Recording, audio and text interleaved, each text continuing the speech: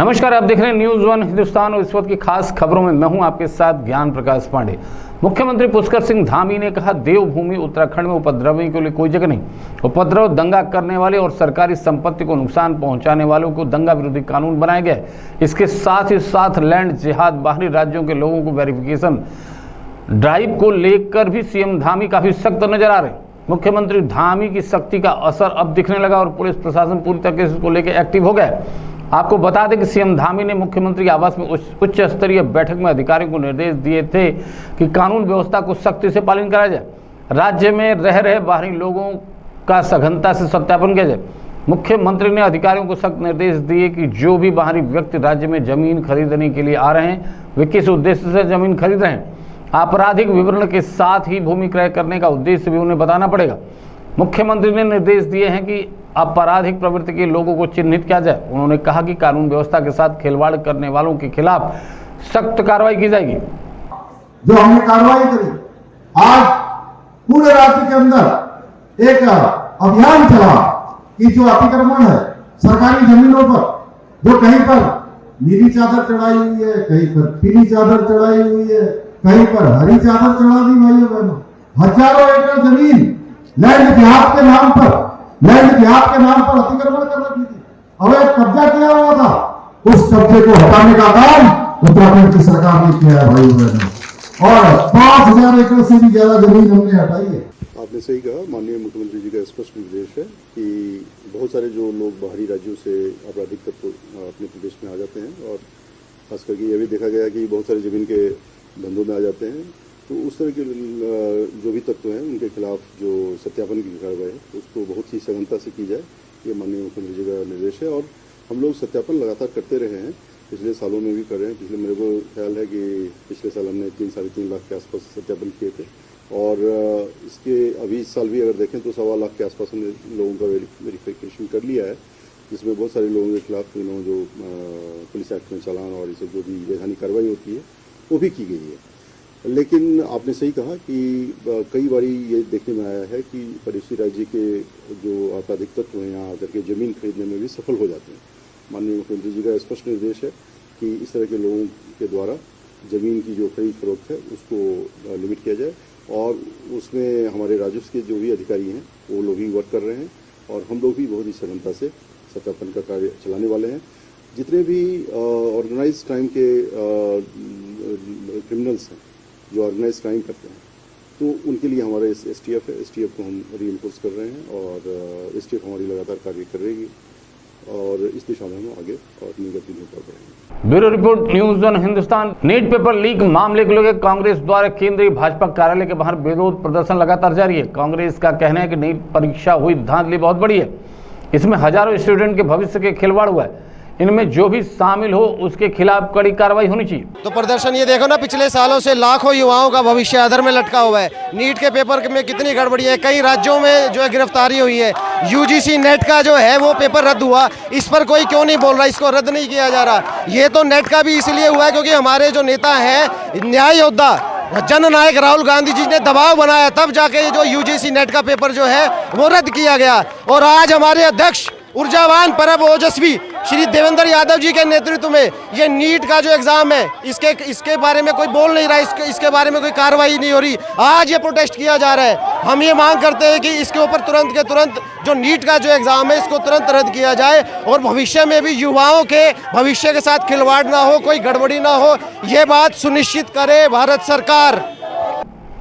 कांग्रेस की मांग है कि नीट पेपर लीक मामले पर केंद्र की भाजपा सरकार के शिक्षा मंत्री धर्मेंद्र प्रधान इस्तीफा दें, और साथ ही देश के प्रधानमंत्री नरेंद्र मोदी, गृह मंत्री अमित शाह भी अपना त्याग पत्र दें। प्रदर्शन में मौजूद कुछ कांग्रेस कार्यकर्ताओं और पदाधिकारियों ने मीडिया से बात की और नीट पर अपनी पार्टी की मंशा जाहिर की।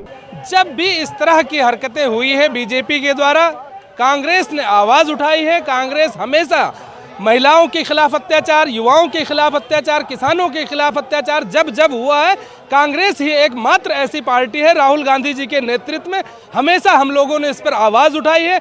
बीजेपी बेल बेचने का काम कर रही है, रेल बेचने का काम कर रही है, लाल किला बेचने का काम कर रही है, अब ये हमारे कॉम्पिटिटिव एग्जाम्स में पेपरों को बेचने का काम कर रहे हैं। इनके 5 साल के कार्यकाल में, 5 साल के अंदर में 41 ऐसे एग्जाम हुए हैं जिनके पेपर लीक हुए हैं।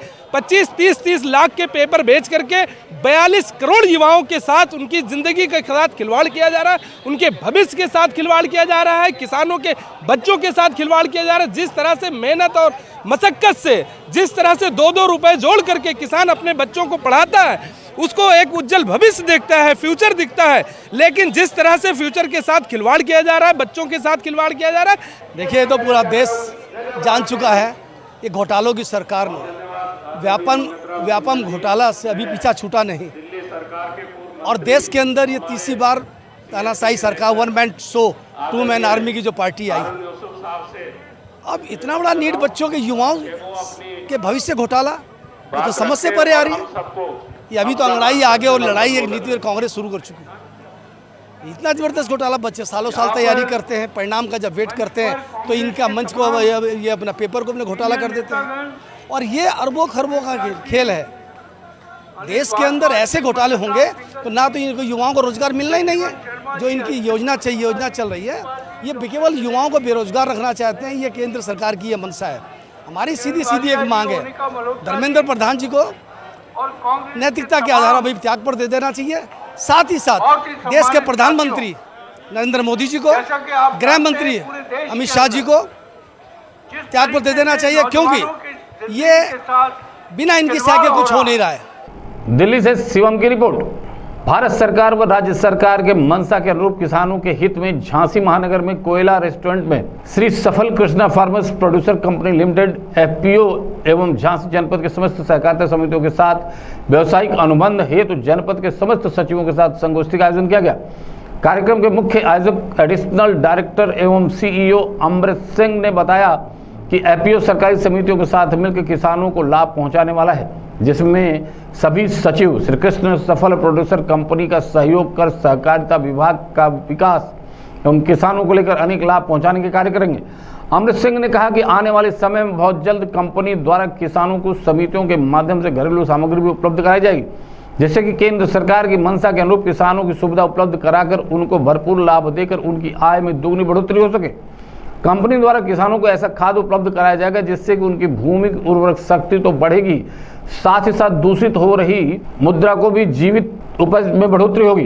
अच्छा, हमारे श्री सफल Krishna pharma producer company limited FPO के द्वारा जनपद झांसी की सभी समितियों के साथ जो अनुबंध किया गया है, उस अनुबंध के तहत व्यावसायिक कार्यक्रम की संगोष्ठी का आयोजन किया गया था। हाँ, हमारे जनपद की जितनी समितियां हैं उनके सारे सचिव उपलब्ध थे, जैसे कि हमारा विकासखंड मौत के सभी सचिव थे, अंबरगढ़ के थे, ताड़ौल के थे, मौत के थे, सैमरी के थे, चिरगांव के। भारत सरकार के द्वारा जो गाइडलाइंस निकली हुई है, उस गाइडलाइंस के अनुसार हमारे एफपीओ को जो आदेश पारित हुआ है कि आप जनपद के अंदर जितनी समितियां हैं उनके साथ समृद्ध होकर अपने व्यवसाय का अनुबंध कर अपने व्यवसाय को और समितियों के लाभ को बढ़ाएं और अपने व्यवसाय को और अपने एफपीओ को ऊंचाई पर ले। झांसी से पंकज रावत की रिपोर्ट। गाजियाबाद में 18 साल की युवती ने भाई से कहा सुनी के बाद खुदकुशी की कोशिश की है। वह हिंडन नदी में छलांग लगा दी। थाना कौशाम्बी क्षेत्र के वैशाली सेक्टर 5 का मामला बताया जा रहा है। घटना के 4 घंटे बाद भी पुलिस को नहीं मिला कोई गोताखोर। पुलिस ने एनडीआरएफ की टीम बुलाई। 4 घंटे बाद एनडीआरएफ की टीम द्वारा युवती को तलाशने का अभियान जारी किया गया। उधर घर वालों में कोहराम मच गया। पीड़ित परिवार के गुस्साए लोगों ने पुलिस का विरोध किया, क्योंकि कई घंटे बीत जाने के बावजूद भी लड़की का पता नहीं मिल सका। पीड़ित परिवार का कहना है कि 9 बजे का मामला है, जबकि 9:15 बजे हमने पुलिस को जानकारी दे दी। इसके बावजूद भी पुलिस प्रशासन नहीं आ सका।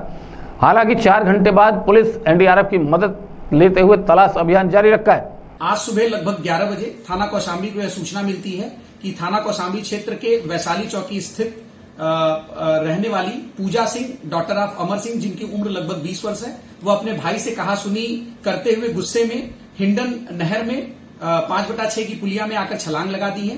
तत्काल इस सूचना पर कौशाम्बी पुलिस मौके पर पहुंचती है और शुरुआत में प्राइवेट गोताखोरों से उनकी तलाश की जाती है।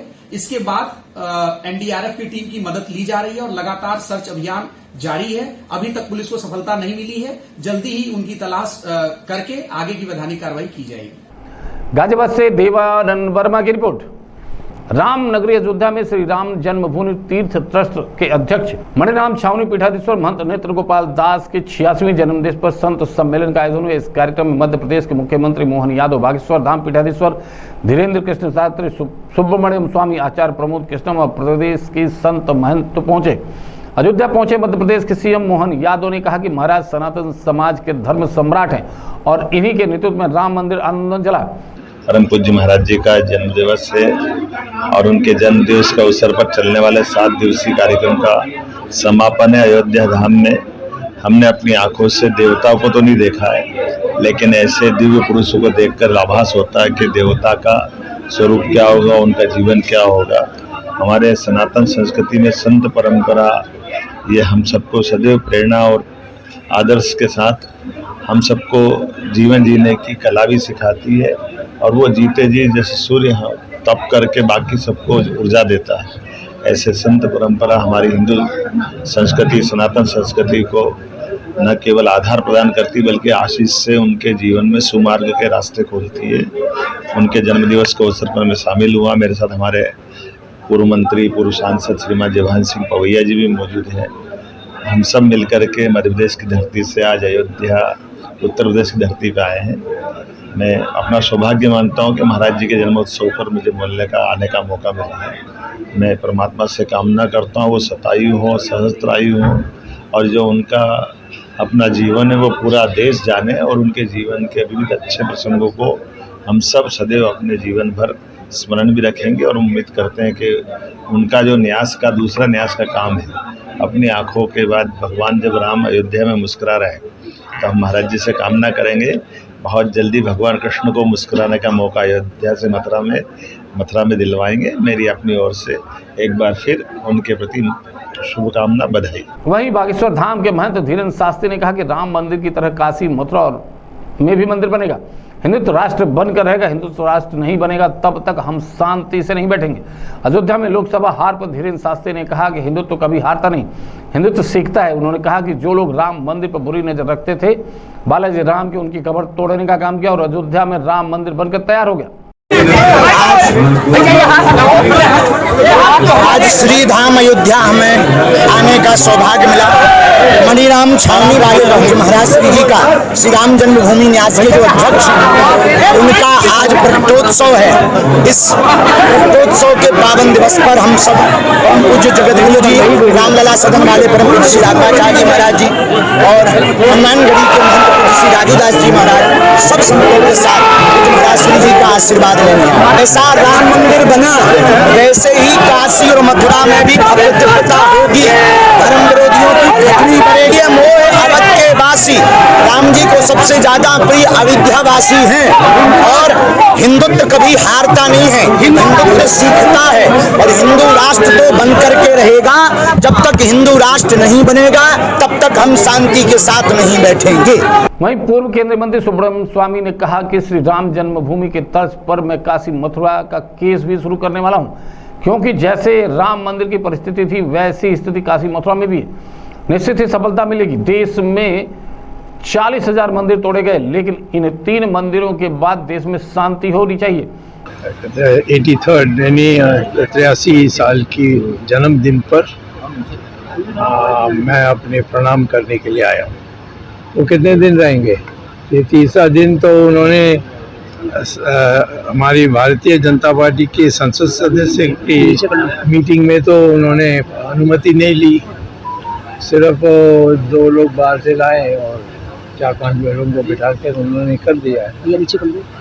तो अभी तो मैं ये कहूँगा कि कुछ दिखता नहीं है, क्योंकि पार्टी की तरफ से तो कुछ ना मीटिंग हुई, ना संगठन के तौर पर मीटिंग हुई, ना, और सब मनोनीत है।